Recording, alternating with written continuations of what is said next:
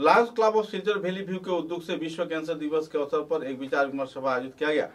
इस कार्यक्रम में जाने माने हस्तीगण मौजूद थे। सूत्रों के अनुसार इस दिन के इस कार्यक्रम में ग्रामीण क्षेत्र के लोगों के बीच HIV, एड्स तथा दूसरे और कई कैंसर के बारे में विस्तारित तौर पर जानकारी प्रदान किया गया।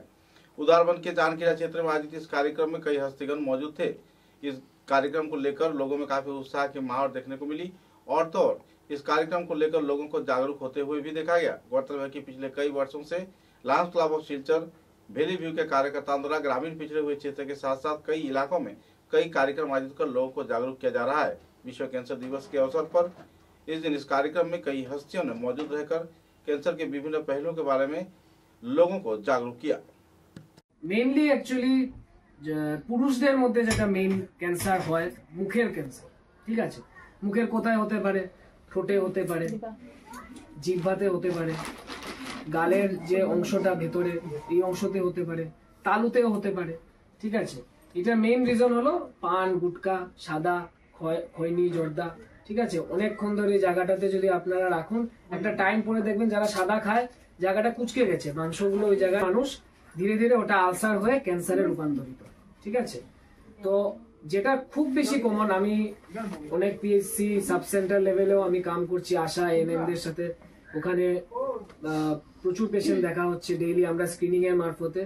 তো ম্যাক্সিমাম যারা পেশেন্ট আছে ওনাদের এই মানে মুখে এই যে দাগ, আলসার খুব বেশি ধরা পড়ছে, বিকজ এইসব জিনিস খাচ্ছে, এইসব কারণের জন্য।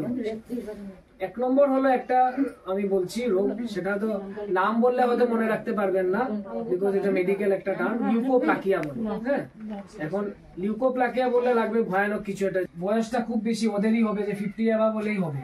আজকাল 25, 26, 30 বছরের মধ্যেও ধরা পড়ছে ওদের মুখের ক্যান্সার, ঠিক আছে।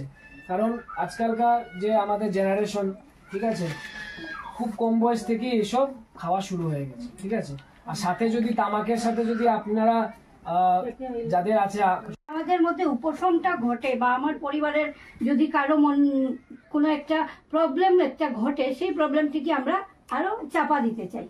কারণ ক্যান্সার বলে কথা আজকাল মানে আমাদের যে লোকালিটিতে আমরা শিলচর শহর হোক বা শহরতলির এলাকা, এই ধরনের চিন্তাধারা আমাদের মনে রেখে রেখে আমরা মনে আরো সেটাকে কি করি, সেটা শিশু যেভাবে দেখেন যে কোনো জায়গায় একটা আমার হাত কেটেছে, এটা যদি সাথে সাথে ঔষধ লাগাই ঠিক হবে, এটা যদি কিছুদিন আমরা ছেড়ে দিই এটা নষ্ট হয়ে যায়।